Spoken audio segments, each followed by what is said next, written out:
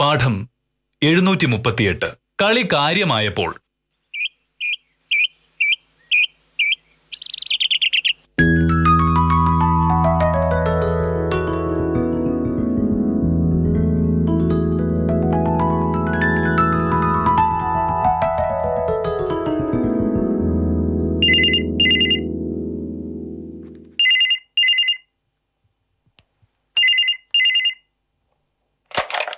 Hello, അതെ,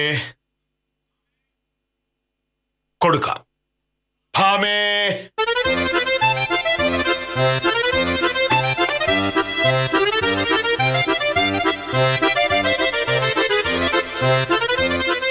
ആരാ മോനോട്ടാ? ചോദിച്ചില്ല.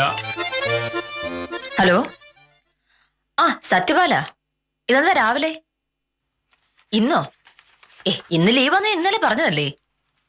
അതെ, ഒരു കാര്യം ചെയ്യ്, വിധി ഒന്ന് വിളിച്ചു നോക്ക്. അവളും ഇന്ന് വരാൻ സാധ്യതയില്ല. ഓ, ഞങ്ങൾ ഇന്നലെ ഉച്ച കഴിഞ്ഞപ്പോഴേക്കും ഓഫീസിൽ നിന്ന് ഇറങ്ങി. എനിക്ക് വിധിക്ക് ഓരോ ചുരിദാർ വാങ്ങണമായിരുന്നു. പിന്നെ സുലൈമാനിക്കയുടെ ഹോട്ടലിൽ കയറി ഭക്ഷണം കഴിച്ചു. എന്തായാലും സത്യപാലൻ വിധി ഒന്ന് വിളിച്ചു നോക്ക്. ഓ ശരി. ഇന്നലെ ചുരിദാർ വാങ്ങിയ എത്ര രൂപയായി? 1100. 1100 രൂപ. എന്റെ കയ്യിൽ നിന്ന് നീ ഇന്നലെ വാങ്ങിക്കൊണ്ട് പോയത് 1500 രൂപയാണ്. ബാക്കി 400 രൂപ. അത് ഞാൻ വിഴുങ്ങി. ഞാൻ കാര്യമായിട്ടാണ് ചോദിക്കുന്നത്. അന്ന് കണക്കെഴുതി പോയില്ലെങ്കിൽ ഒടുവിൽ കാശ് കാണാതെ പോയി എന്ന് പറയേണ്ട കാര്യം. നീ ബാക്കി 400 രൂപ കിട്ടുന്നുണ്ടോ? ആ 400 എന്റെ ഇല്ല മോനട്ടാ. അതിനോടെ പോയി. ഞാൻ പറഞ്ഞില്ലേ അത് ഞാൻ വിഴുങ്ങിന്ന്. മോനേട്ടാ നട്ടുച്ചയ്ക്ക് വക്കീൽ ഓഫീസിൽ നിന്ന് ഇറങ്ങി നേരെ ചുരിദാർ വാങ്ങാൻ പോയി. അവിടുന്ന് ഇറങ്ങിയപ്പോഴേക്കും 2:30. മനുഷ്യന് വെച്ചിക്കില്ലേ. ഞാനും ഇതേം കൂടി നേരെ സുലൈമാനിക്കയുടെ ഹോട്ടലിൽ കയറി. അവിടെ ചെന്നപ്പോ നല്ല ഒന്നാന്തരം ബിരിയാണി. സുലൈമാനിക്കയുടെ ഹോട്ടലിലെ ബിരിയാണിയുടെ സ്വാദ് ഞാൻ പറയേണ്ട കാര്യമില്ലല്ലോ. വിദ്യ പറഞ്ഞു ഒരുപാട് നാളായില്ലേ നമ്മളൊരു ബിരിയാണി കഴിച്ചിട്ട്, ഇന്നൊരു ബിരിയാണി കഴിക്കാന്ന്. അങ്ങനെ ഞങ്ങൾ ഓരോ ബിരിയാണി കഴിച്ചു. രൂപ 260 അങ്ങനെ പോയി. പിന്നെ പോരാ നേരം സുദർശന ജ്യൂസ് കടയുന്ന ഓരോ ജ്യൂസും 80 രൂപ അങ്ങനെയും പോയി. വക്കീൽ ഓഫീസിൽ നിന്ന് തുണിക്കടയിലേക്കുള്ള ഓട്ടോ കാശ് വിദ്യയായിരുന്നു കൊടുത്തിരുന്നത്. തിരിച്ച് വക്കീൽ ഓഫീസിലേക്കുള്ള 40 രൂപ ഞാനും കൊടുത്തു. എല്ലാം കഴിഞ്ഞപ്പോ ബാക്കി ഒരു 10 രൂപ ഉണ്ടായിരിക്കും.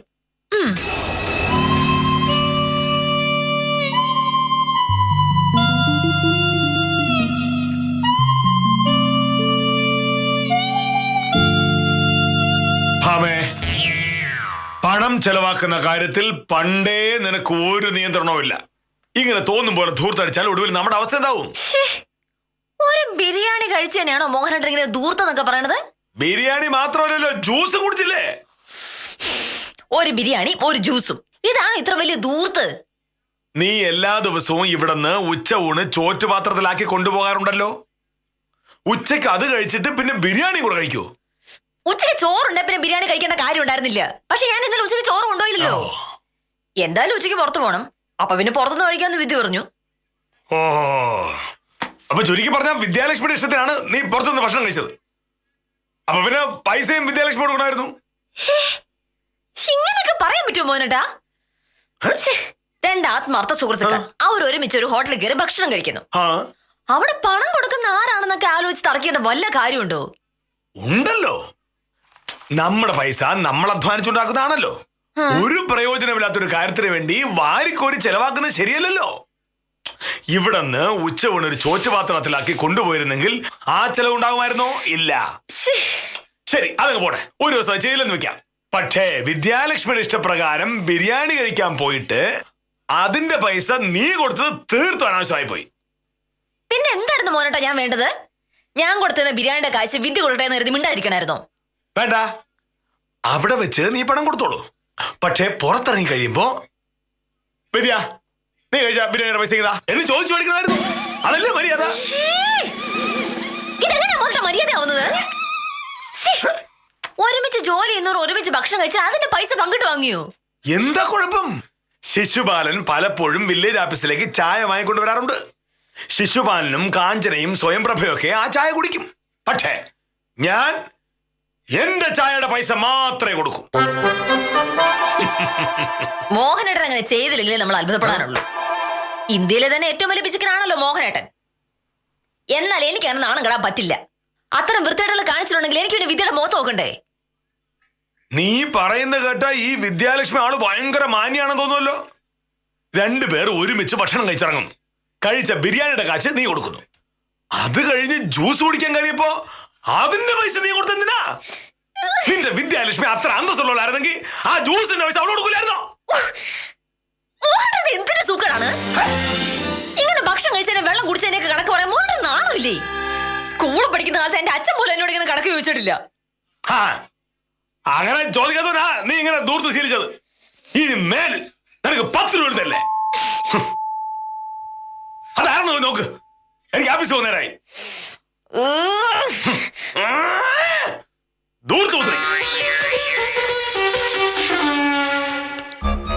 ആഹാ, മുരളിച്ചേട്ടനായിരുന്നോ? ഇതെന്താ ഈ വഴി? ഞാൻ സത്യഭാമയൊന്ന് കാണാമെന്നതാ. എന്താ മുരളിച്ചേട്ടാ? കഴിഞ്ഞ ആഴ്ച കേസ് വിധിയാണെങ്കിലും ഒന്നും കാണാൻ പറ്റിയില്ലല്ലോ. ഞാനിവിടെ ഇല്ലായിരുന്നു. വിദ്യ പറഞ്ഞിരുന്നു. ഇനിയിപ്പോ ആ പൈസ എന്ത് ചെയ്യണമെന്ന് ആലോചിക്കണം. സത്യഭാമയ്ക്ക് എന്തെങ്കിലും പറയാനുണ്ടോ? മുരളിച്ചേട്ടാ, അപകടങ്ങളിൽപ്പെട്ട ആളുകൾ മരിച്ചു പോകുന്നത് നമ്മുടെ നാട്ടിൽ സാധാരണയല്ലേ? മുരളിച്ചേട്ടന്റെ ഭാര്യയ്ക്ക് അങ്ങനെ ഒരു വിധി ഉണ്ടായി. ആ കേസിൽ മുരളിച്ചേട്ടന് കിട്ടേണ്ട നഷ്ടപരിഹാരം തന്നെയാണ് ഈ പൈസ. അതെന്ത് ചെയ്യണമെന്ന് മുരളിച്ചേട്ടൻ തന്നെ തീരുമാനിച്ചാൽ മതി. ആള് പോയില്ലേ സത്യഭാമേ? ഇനിയിപ്പോ കാശ് കൊണ്ട് എന്താ കാര്യം? ഏതെങ്കിലും അനാഥ മന്ദിരത്തിനോ മറ്റോ കൊടുക്കാം. എനിക്കെന്തായാലും ആ പൈസ വേണ്ട. ഫീസൊക്കെ ഞാൻ വിദ്യാലക്ഷ്മി ഏൽപ്പിച്ചിട്ടുണ്ട്. എന്തെങ്കിലും കുറവുണ്ടെങ്കിൽ പറയാൻ മടിക്കരുത്. അത് പറയാനാ ഞാൻ വന്നത്. ഒരു കുറവുമില്ല. മുരളിച്ചേട്ടൻ സമാധാനമായിട്ട് പോയിക്കോളൂ. ശരി.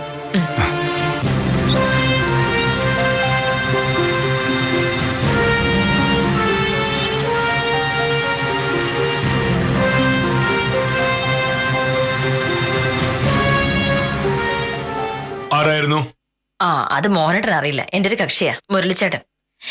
മുരളിച്ചേട്ടന്റെ ഭാര്യ ഒരു ആക്സിഡന്റ് മരിച്ചുപോയി. അതിന്റെ ക്ലെയിമിനോട് കേസ് വാദിച്ചത് ഞാനായിരുന്നു. 8 ലക്ഷം രൂപ നഷ്ടപരിഹാരം കിട്ടിയ മുരളിച്ചേട്ടന്. അതിന്റെ കാര്യം പറയാൻ വേണ്ടി ഇപ്പൊ വന്നതാ. ഭാര്യയുടെ കാര്യം പറയുമ്പോ ഇപ്പോഴും മുരളിച്ചേട്ടന് സങ്കടമാ. വർഷം 4 കേട്ടോ. പക്ഷെ സ്നേഹമുള്ളവർക്ക് അതൊക്കെ മറക്കാൻ പറ്റുമോ?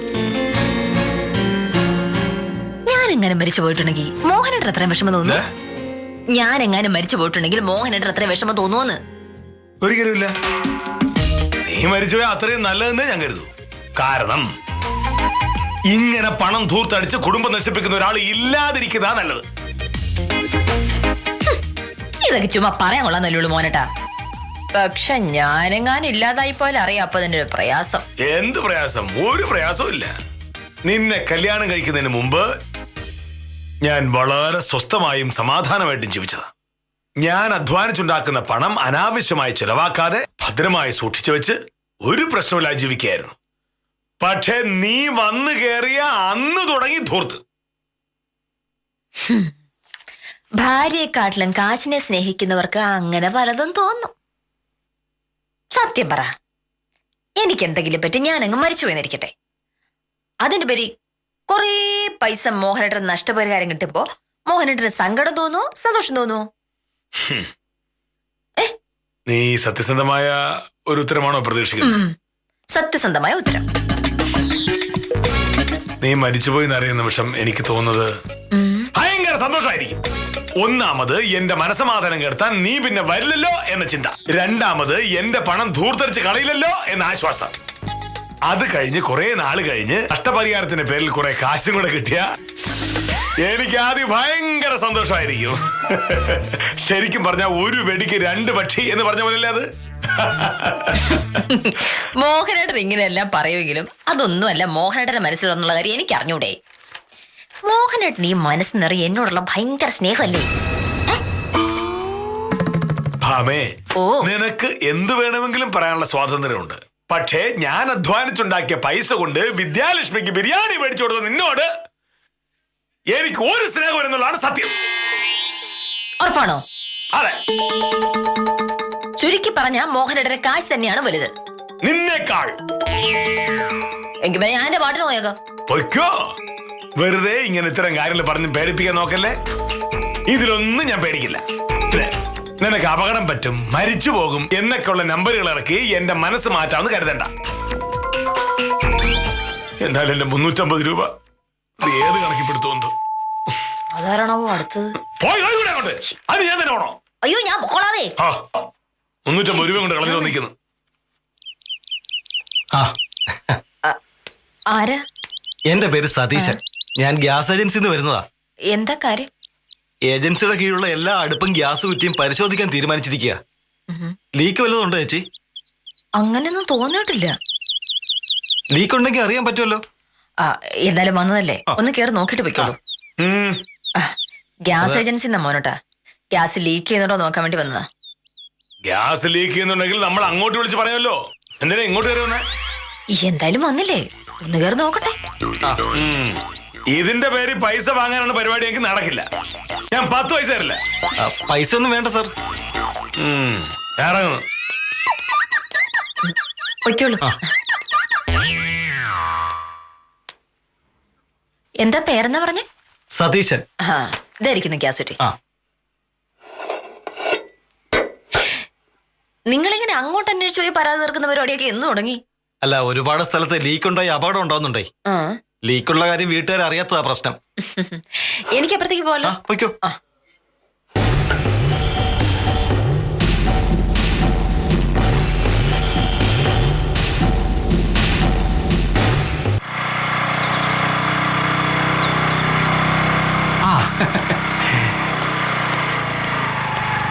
നമസ്കാരം മാനേജ് സാറേ. ഞാൻ സാറിനെ കാണാൻ വീട്ടിലേക്ക് വരികയായിരുന്നു. കുറച്ചൊന്ന് താമസിച്ചല്ലേ? കുറച്ചല്ല, ഒരുപാട്. ഞാൻ എല്ലാ ദിവസവും വീട്ടിൽ നിന്ന് ഇറങ്ങുന്ന സമയത്തിനാണ് ഇറങ്ങിയിരിക്കുന്നത്.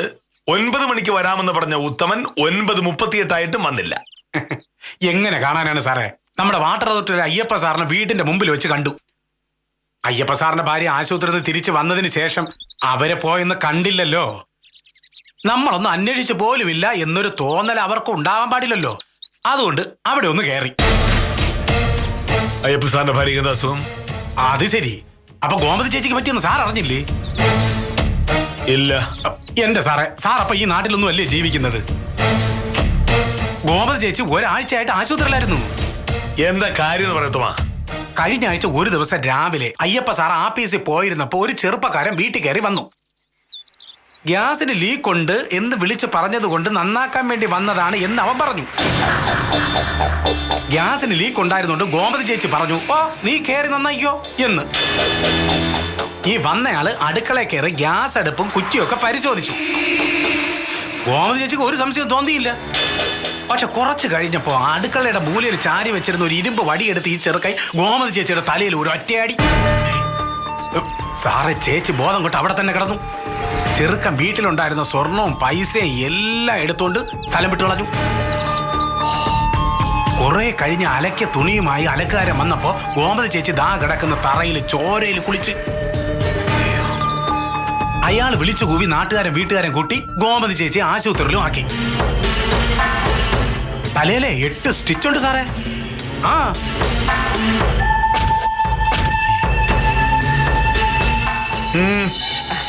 ഗ്യാസ് ഏജൻസി മോനോട്ടാ. ഗ്യാസ് ലീക്ക് ചെയ്യുന്നുണ്ടോ നോക്കാൻ വേണ്ടി വന്നതാ. ഗ്യാസ് ലീക്ക് ചെയ്യുന്നുണ്ടെങ്കിൽ നമ്മൾ അങ്ങോട്ട് വിളിച്ച് പറയാമല്ലോ. എന്തിനാ ഇങ്ങോട്ട് കയറി വന്നേ? എന്തായാലും വന്നില്ലേ, ഒന്ന് കയറി നോക്കട്ടെ. ഇതിന്റെ പേര് പൈസ വാങ്ങാനാണ് പരിപാടി. എനിക്ക് നടക്കില്ല. ഞാൻ 10 പൈസ തരില്ല. പൈസ ഒന്നും വേണ്ട സാർ.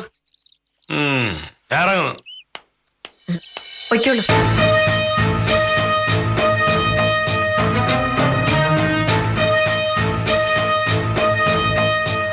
സാറേ, എന്ത് സാറേ? ഫോണില്ലേ? ഉണ്ട്. വീട്ടിലെ ഫോണിലേക്ക് വിളിക്ക. എന്ത് സാറേ? ഒരു പ്രശ്നം വിളിക്ക.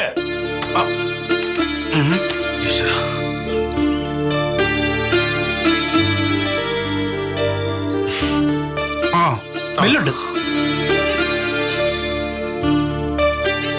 അയ്യോ, എടുക്കുന്നില്ല സാറേ, എടുക്കുന്നില്ല. വക്കീൽ വീട്ടിലില്ലേ? ഉണ്ട്. അവളുടെ മൊബൈലിലേക്ക് വിളിക്ക. മൊബൈല്. അയ്യോ, അത് ഓഫ് ചെയ്തിരിക്കാണല്ലോ സാറേ.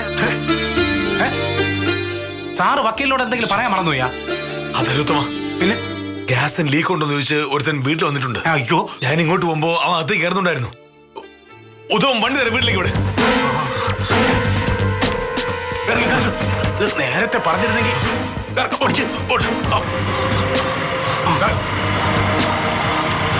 പിടിച്ചിരുന്നോണേ.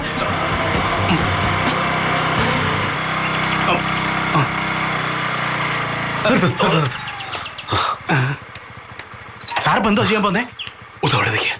ഞാൻ വിളിക്കും, ഓടി വന്നാ മതി. അല്ല സാറേ, സാറ് ഉടനെ കയറി ചെന്നല്ലേ. ഇപ്പൊ കാണിച്ചാൽ ഞാൻ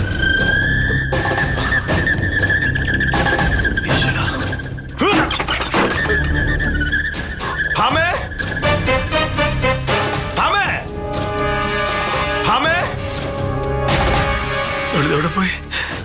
ഹാമേ,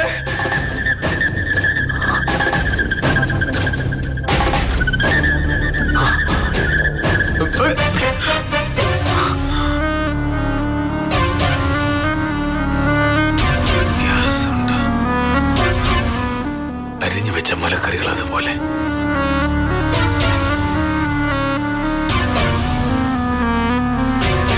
ഹാമേ,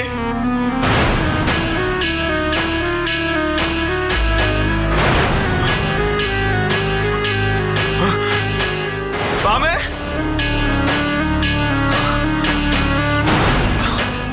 ഹാമേ,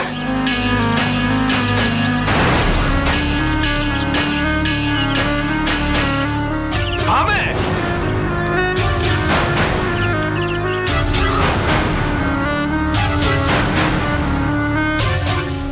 ഹാമേ, ഹാമേ, ഈശ്വരാ, ഹാമേ, കാണുന്നില്ലല്ലോ. ഹാമേ,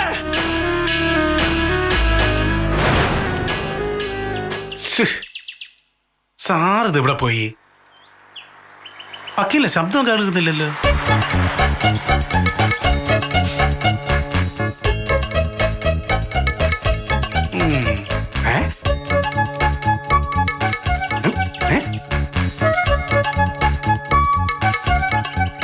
ഇതല്ലേ വക്കീല്? എന്താ തുമ്മ? വക്കീൽ ഇതോടെ പോയിരുന്നേണ്. ആ പറമ്പിൽ കാന്താരിമുളക് നിപ്പുണ്ട്, അത് പറിക്കാൻ പോയതാ. ഓ, ഈ ഗ്യാസ് നന്നാക്കാൻ വന്ന എവിടെ? ഓ, അയാൾ അപ്പഴേ പോയല്ലോ. ഗ്യാസിന് കുഴപ്പമൊന്നും ഉണ്ടായിരുന്നില്ല. ഉത്തമനെ എറിഞ്ഞു അയാളൊന്നും. അല്ല, അത് പിന്നെ ഇതിന്റെ ഒരു കള്ളലക്ഷണം ഉണ്ടല്ലോ. എന്താ ഉത്തമ കാര്യം? അകത്തുണ്ട്. ആര്? മോഹനേഷ് സാറേ, അകത്തുണ്ട്.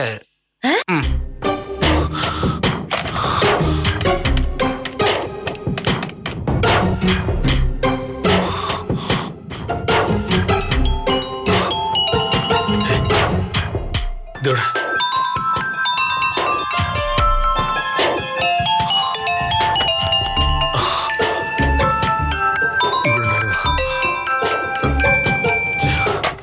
ഫോൺ വെച്ചിട്ടുള്ള അവിടെ പോയത്.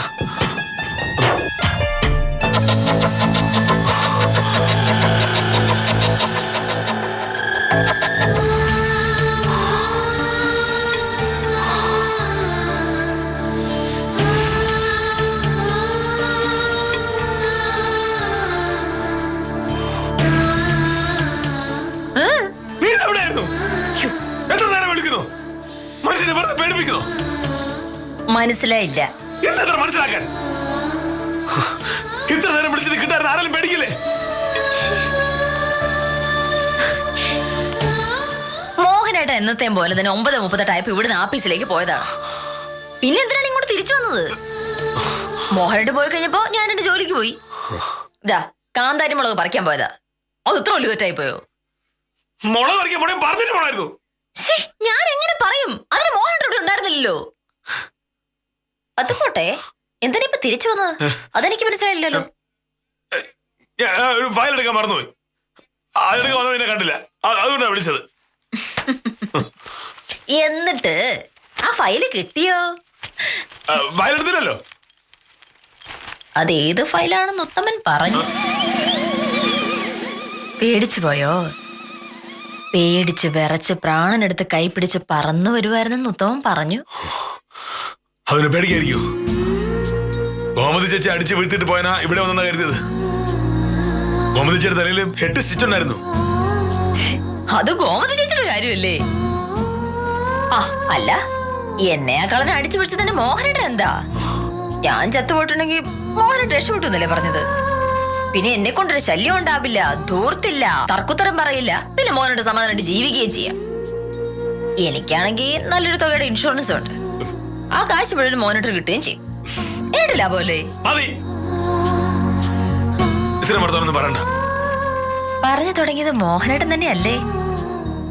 വരുമ്പോ മനുഷ്യൻ പലത് പറഞ്ഞിരിക്കും. അതൊക്കെ എപ്പോഴും ഓർത്ത് വെക്കണം. എന്തിനാ? ആ, അപ്പൊ അതൊന്നും ഓർത്ത് വെക്കണ്ട. എന്തിന്? വിദ്യാലക്ഷ്മിക്ക് ബിരിയാണി വാങ്ങിച്ചു കൊടുത്ത കാര്യോ? അത് ഞാൻ മറക്കില്ല. എന്റെ 350 രൂപ നീ തൊലച്ചത് അത് ഒരിക്കലും മറക്കില്ല. ശരി, ഉത്തമം പുറത്തേക്കുണ്ട്. ഇനി സമയം കളാതെ വേഗം ആഫീസിൽ പോകാൻ നോക്ക്. എന്താ? ഉത്തമനെ വിളിച്ചിട്ടുണ്ട്. ഇതെല്ലാം കാരണം ഉത്തമന. വെറുതെ പോയ എന്നോട് ഗോമതിച്ചിന്റെ കാര്യം പറഞ്ഞു ഉത്തമന. ഉത്തമൻ അങ്ങനെ പറഞ്ഞോണ്ട് വില്യാഫീസറെ കള്ളി വിളിച്ചിട്ടായി. സാരയില്ല, പോട്ടെ.